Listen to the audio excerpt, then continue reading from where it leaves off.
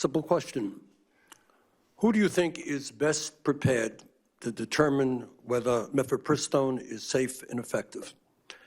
Do you think it is members of a state legislature? Do you think it is United States senators?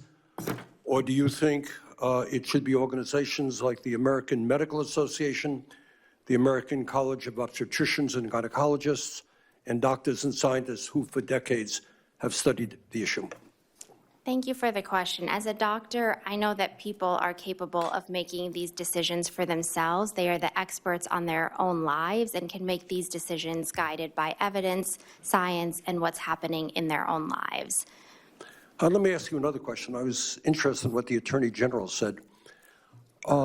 Very simple question. We live in a society where everybody here talks about freedom, right? We all believe in freedom. Who should make the decision regarding her own body? Should it be a woman? Should it be the United States Senate, governors, attorney generals? Who should make that decision? People should be able to make decisions for themselves, guided by their supported by their families, guided by evidence and science. And I do want to highlight again some misinformation that we've been hearing around the source of some of the harm that we're seeing right now. A lot of the cases that we're hearing about are a direct result of abortion bans and restrictions. People are desperate because they cannot get the care that they need in their communities with their trusted clinicians and people in their communities in the way that they need. And that is why we are seeing these cases come up. It is a direct result of abortion bans and restrictions. Access makes people safer. Dr. Verma, can you speak for a moment about what happens when states limit access to Mifepristone? Can you talk about what it means in a state like Louisiana and many others if women, for whatever reason, want to terminate a pregnancy and have no other options? Absolutely. Limiting access to Mifepristone, misoprostol, medications that we know are safe and effective takes important evidence-based treatments away from people. And we're seeing, you mentioned Louisiana, we're seeing Louisiana has now made these medications controlled substances. And we're seeing the dramatic impact that that's having on people that need abortion care, that are experiencing miscarriages, and people that are, for example, having postpartum hemorrhages. I've heard from my colleagues in the state and heard from, for example, the Department of Public Health in New Orleans has said this is very much harming people in the state. So, for example, when you have a patient that's having a postpartum hemorrhage, I've been in many of these situations as a doctor that provides care on labor and delivery. I need access to those medications right away. That is a life-threatening emergency. It's one of the leading causes of maternal mortality. I need to be able to access safe medications right away to save that patient's life. And so we're seeing the impact of these restrictions and things limiting access to Mifepristone and misoprostol, not just on patients who need abortion care, but a whole range of care that is life-saving for them. If I could ask the Attorney General Myrtle a brief question. If I understood you correctly, you said that over 900 women a month are turning to Mifepristone. Was I correct in hearing that? Yes, in Louisiana? Those are statistics from a pro-abortion advocacy group. But you kind of indicated you think that might be in the ballpark. It's the best, it's the only data that we have. All right. If a woman in Louisiana turns to Mifepristone because she has no other option, or that's the choice, that's 10,000 women a year in Louisiana. What do you tell those women who, for whatever reason, you may agree with it, I may agree with it, we may not, make a decision that for their lives they want to terminate a pregnancy? What do you say to 10,000 women in Louisiana a year? Do you think they have the right to make that choice, or do they not? Senator Sanders, the policy decision of the overwhelmingly bipartisan legislature in Louisiana has enacted laws to protect the women of Louisiana. And I think that, you know, the issue here that you and maybe other people don't want to talk about is that we live in a land of the rule of law, and that is the law of Louisiana, and so they can seek that care in another state. Sorry to terminate, to cut you short here, but I just have a few seconds. In other words, essentially what you're saying, 10,000 women a year in Louisiana make a decision and that decision is overridden by the state legislature rather than their own choice. I think that's unfortunate. Senator Sanders, I would also continue to say that it is illegal, it is unethical, and it is immoral for anyone to send pills to someone with no medical supervision and then tell them to lie at the hospital. Yeah, but that happens because of the laws of your state. No, it happens because people from outside our state are sending them into our state to nullify our state laws. That's why it happens. OBGYN Dr. Roger Marshall. Thank you, Chairman. Good morning, everybody, to our witnesses. Dr. Verma, do you not have other prostacyclin drugs to treat postpartum hemorrhage like Prostin M? Is that the only drug that's out there that works? We have a few medications to treat postpartum hemorrhage, and when I am in situations where someone's... I know what you're saying. I delivered a baby every day for 30 years. I know your situation, but there are other alternatives out there. No one here is trying to take those away. These abortion drugs, Category A drugs are safe, B are probably safe, C. What type of category drug are these prostaglandin drugs that you prescribe? In Louisiana now, they have been made controlled substances, and I would like to highlight when I'm in a situation with a postpartum hemorrhage, yes, there are other medications. We'll let you answer that later on someone else's time, I'm sorry. But you would agree with me that these prostaglandin drugs are Category X drugs? The answer is yes, they are Category X drugs, okay? Dr. Walbenhurst, did I get that right? Okay. I think, like you, delivered a baby every day of my life for 30 years, nearly every day for 30 years. A woman comes in for her first visit, and she tells you when her last menstrual cycle was. It's pretty common for them to be off. In fact, it's very common to be off about a month. Would not be unusual. Would you agree with that? Yes, Dr. Marshall, and actually I would add to that I recently had a woman come in because she was having some bleeding and abdominal pain, and she was 23 weeks and didn't know it. And that was very common. We've all had that patient in the ER with abdominal pain 5 minutes apart, and they getting ready to do an appendicitis on her. They call in the OBs, oh my gosh, she's having a baby. I think you would also agree with me, doctor, that the failure rate of these abortion drugs is probably around 5% at less than 10 weeks. But the failure rate of giving it to a 14-week person over the phone, the failure rate is probably 10%. Failure rate meaning it doesn't work, right?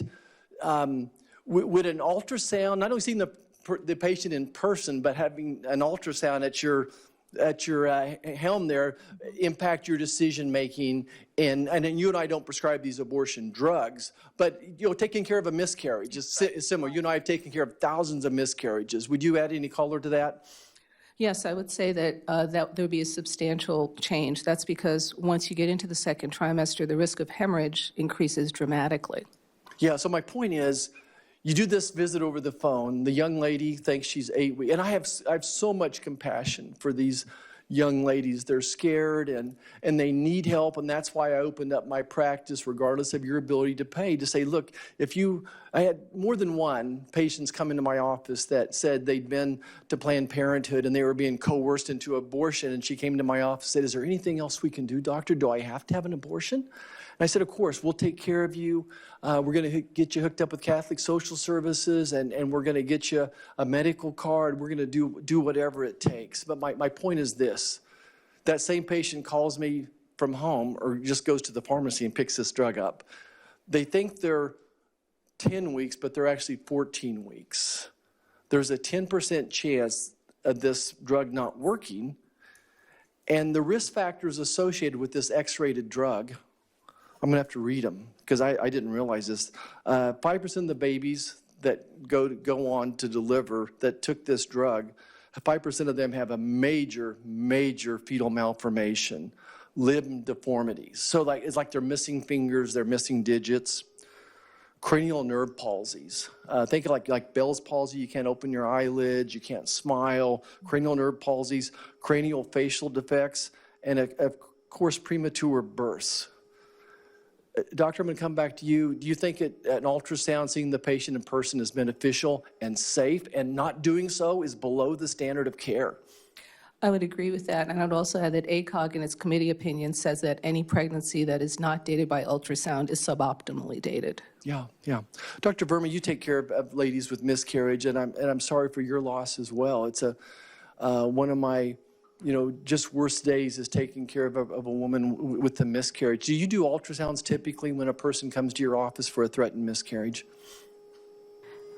I do ultrasounds in a lot of different settings, including when a patient is unsure of their last menstrual period and But do you, wants can you, an abortion. I'm sorry, I know you're kind of been coached to go offline here, but do you do an ultrasound on every patient that comes to your office with a threatened miscarriage to figure out how far along they are?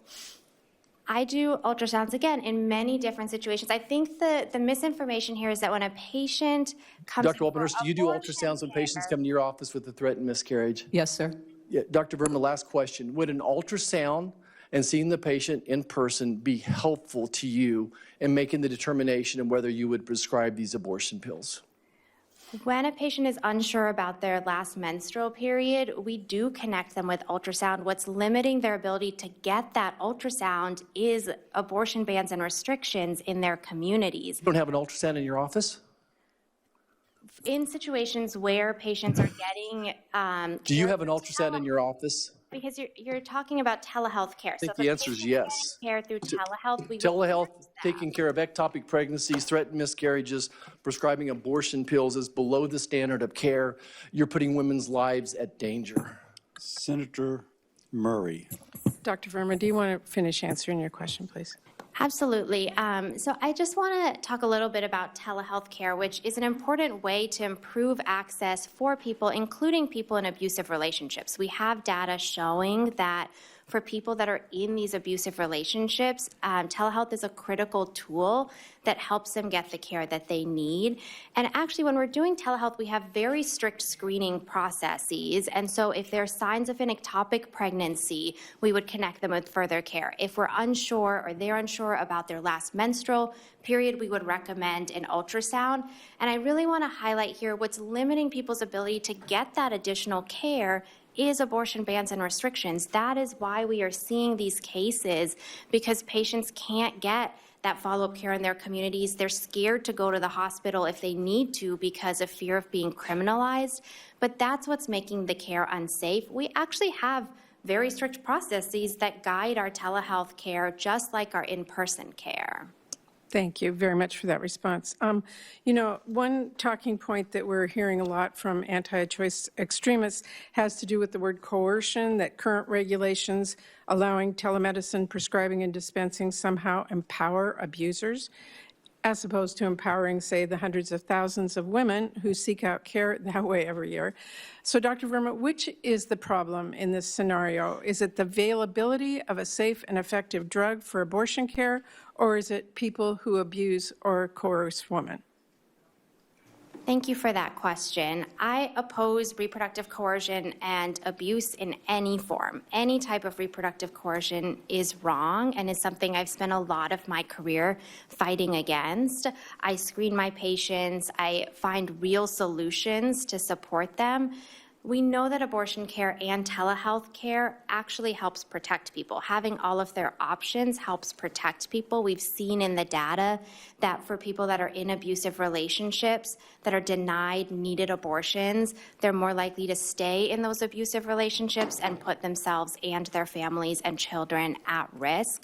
What we need here is real solutions to support people in these relationships and people that are being coerced. Restricting care further is not a real solution. It is a distraction. Thank you for that response. And I just have to say I'm really tired of Republicans pretending they care about protecting women when all they mean is taking away women's ability to make decisions about their own bodies. If they really cared about protecting women, they'd care about the fact that this administration refused to release the Epstein files without an act of Congress, or they wouldn't cut grants for crime victim services for survivors of domestic violence and sexual assault. They'd actually care about the fact that this administration has elevated people who shield alleged sex traffickers like Andrew Tate, and they certainly wouldn't be trying to force rape victims to stay pregnant no matter what. So coercion is a matter of discussion here. I have a question for you, Dr. Weber-Nurse. Anti-abortion groups have shown time and again they're going to try anything to rip away access to medication abortion, including, actually in recent years, pushing this absurd lie that Mifepristone is somehow quote, poisoning our water supply. They absurdly claim that when people self-manage abortions at home, they're somehow contaminating the environment. This is crazy.